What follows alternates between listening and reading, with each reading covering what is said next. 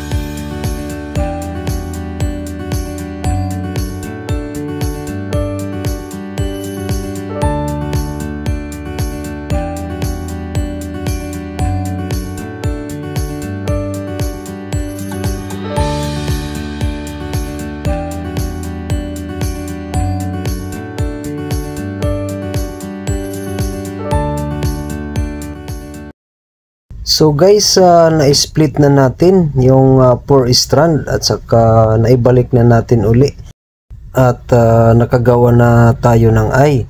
So ngayon guys, i-remove ko na yung marking natin.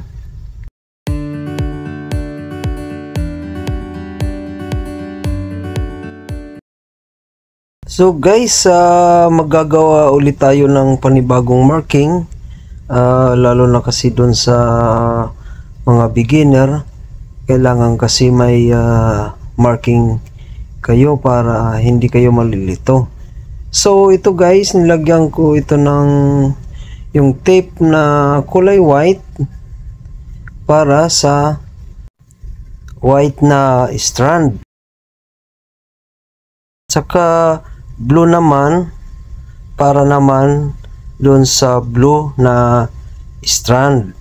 So nalagyan na natin ng tape yung para sa blue na strand at saka white na strand. Ang isusunod naman natin yung red at saka yung black. Kaya ko ito ginawa guys para madaling makita, kasi ang starting talaga guys, doon lang naman tayo talagang medyo komplikado. Pagkatapos naman, pagka naging okay naman na yung starting natin, is madali na. So guys, nalagyan na natin lahat ng tape, yung mga markings natin, yung white, blue, red, at saka yung black. So ngayon guys, as usual, kung nakapanood kayo sa dati kong vlog sa pag-i-splice natin, yung mga nakaraan, na by numbering tayo sa strand. So ngayon naman guys is by color naman tayo. Okay guys, start na tayo. So unahin natin si blue. Okay, hanapin lang natin yung blue.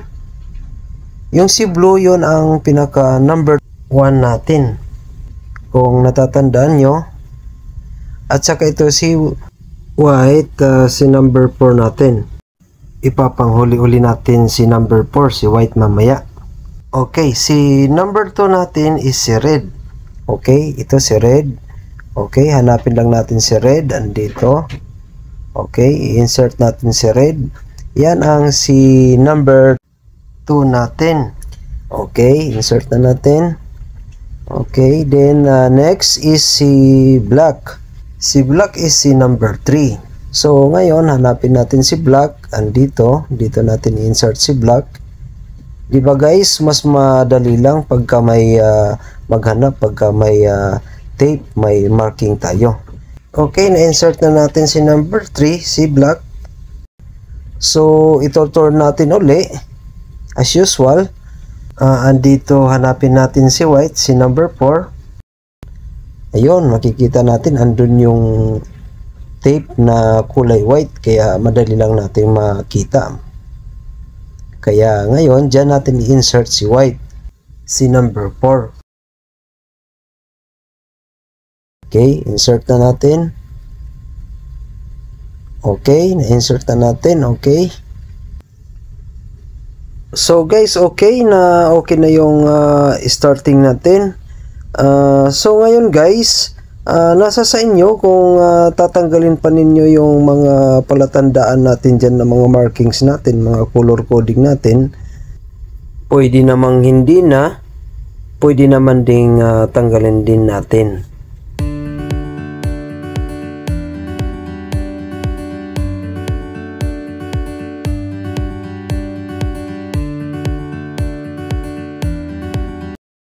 So guys, okay, pwede na tayo mag-continue mag-insert.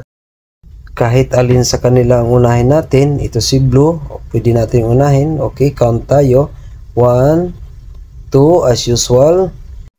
Sa pangalawa palagi tayo. Okay, insert na natin si blue. Okay. And next is si red. Si red, okay, count ulit tayo. 1, 2. Okay, sa pangalawa uli, as usual. Okay, insert natin si red. Okay, next is si black.